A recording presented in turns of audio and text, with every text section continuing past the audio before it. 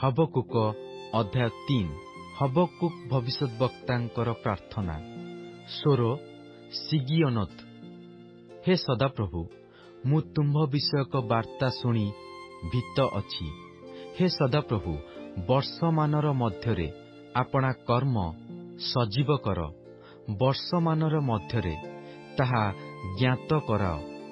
କୋପ ସମୟରେ ଦୟା ସ୍ମରଣ କର। ପରମେଶ୍ୱର ତୈମନ୍ରୁ ଆସିଲେ ଓ ଯେ ଧର୍ମମୟ, ସେ ପାରଣ ପର୍ବତରୁ ଆସିଲେ। ତାହାଙ୍କର ପ୍ରତାପ ଆକାଶମଣ୍ଡଳକୁ ଆଚ୍ଛନ୍ନ କଲା, ଆଉ ପୃଥିବୀ ତାହାଙ୍କର ପ୍ରଶଂସାରେ ପରିପୂର୍ଣ୍ଣ ହେଲା।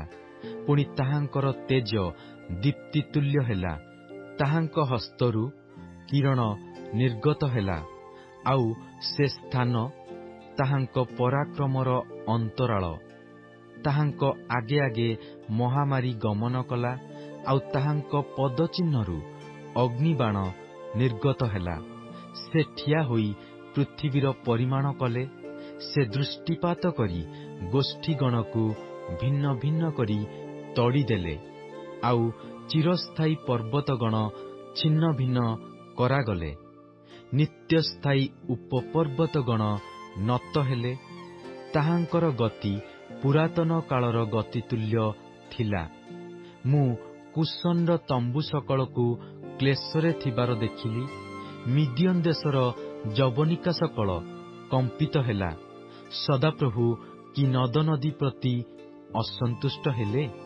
ତୁମ୍ଭର କ୍ରୋଧ କି ନଦ ନଦୀର ଉପରେ ବର୍ତ୍ତିଲା? ଅବା ତୁମ୍ଭର କୋପ କି ସମୁଦ୍ରର ଉପରେ ବର୍ତ୍ତିଲା ଯେ ତୁମ୍ଭେ ଆପଣା ଅଶ୍ୱଗଣର ଉପରେ ଆପଣା ତ୍ରାଣ ସ୍ୱରୂପ ରଥସମୂହର ଆରୋହଣ କଲ? ତୁମ୍ଭର ଧନୁ ଅନାବୃତ ହେଲା। ଗୋଷ୍ଠୀଗଣର ପ୍ରତି ଶପଥ ସ୍ଥିରୀକୃତ ବାକ୍ୟ ହେଲା। ତୁମ୍ଭେ ନଦ ନଦୀ ଦ୍ୱାରା ପୃଥିବୀ କି ବିଦୀର୍ଣ୍ଣ କଲ। ପର୍ବତଗଣ ତୁମ୍ଭଙ୍କୁ ଦେଖି ଭୀତ ହେଲେ। ପ୍ରଚଣ୍ଡ ଜଳରାଶି ବହିଗଲା।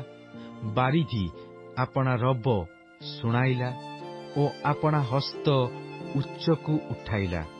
ତୁମ୍ଭର ବାଣ ସ୍ୱରୂପ ଦୀପ୍ତିର ଗତିରେ, ତୁମ୍ଭର ଝଲମଲ ବର୍ଚ୍ଛାର ତେଜରେ ସୂର୍ଯ୍ୟ ଓ ଚନ୍ଦ୍ର ଆପଣା ଆପଣା ବାସସ୍ଥାନରେ ସ୍ଥଗିତ ହୋଇ ରହିଲେ।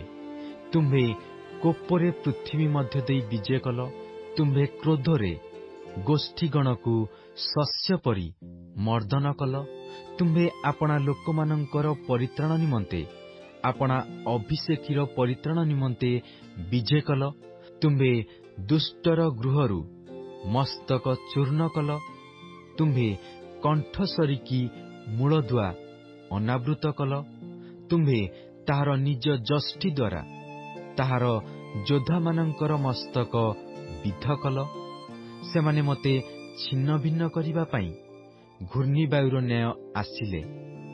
ଦରିଦ୍ରକୁ ଗୋପନରେ ଗ୍ରାସ କରିବା ପାଇଁ ସେମାନଙ୍କର ଆନନ୍ଦ ଥିଲା। ତୁମ୍ଭେ ଆପଣା ଅଶ୍ୱଗଣ ଦ୍ୱାରା ସମୁଦ୍ରକୁ, ମହାଜଳରାଶିକୁ ଦଳି ପକାଇଲ। ମୁଁ ଶୁଣିଲି ଓ ମୋ ଉଦର କମ୍ପିଲା।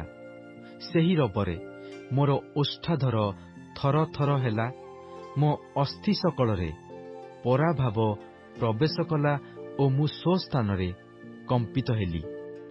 ତହିଁରେ ଯେଉଁମାନେ ସୈନ୍ୟଦଳ ଘେନି ତାହାକୁ ଆକ୍ରମଣ କରିବାକୁ ଆସିବେ, ସେହି ଲୋକମାନଙ୍କ ବିରୁଦ୍ଧରେ ଯେତେବେଳେ ଦିନ ଆସିବ, ସେତେବେଳେ ସେହି ସଙ୍କଟ ଦିନରେ ମୋତେ ବିଶ୍ରାମ କରିବାକୁ ହେବ।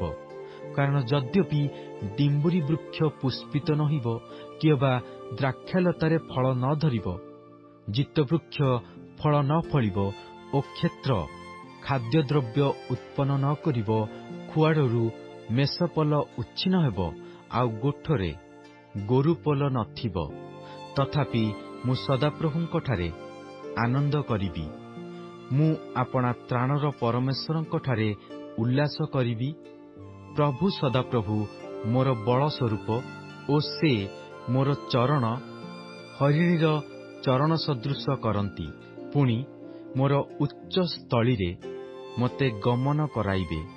ମୋର ତାରଯୁକ୍ତ ଯନ୍ତ୍ରରେ ପ୍ରଧାନ ବାଦ୍ୟକର ନିମନ୍ତେ